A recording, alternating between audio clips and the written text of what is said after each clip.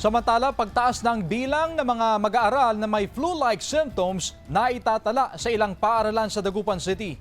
Ang detalye sa report.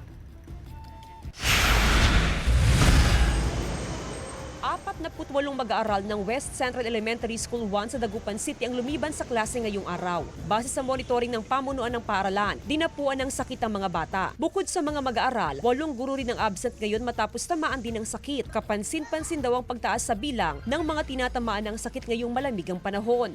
Pinakamarami na nakita ko dito sa grade 2, tsaka may grade 5 pala. Simula kahapon, naglabas ng abiso ang Schools Division Office ng Dagupan City upang higpitan ang monitoring sa mga learner na may flu-like symptoms. Layo ng Division Office na malaman ang araw-araw na kondisyon ng mga mag-aaral at sitwasyon sa mga paaralan. Yung parent nag-chat sa GC nila na may sakit yung anak nila, nire-record na rin ng advisor yun, tapos nire-report sa amin. Nakatutok si Aling Violeta sa kalusugan ng kanyang grade 2 na apo. Hindi na rin ito pinapapasok kung may sakit. Kung papasok pa, di mas mahirap ho. Kamabinat pa ganun.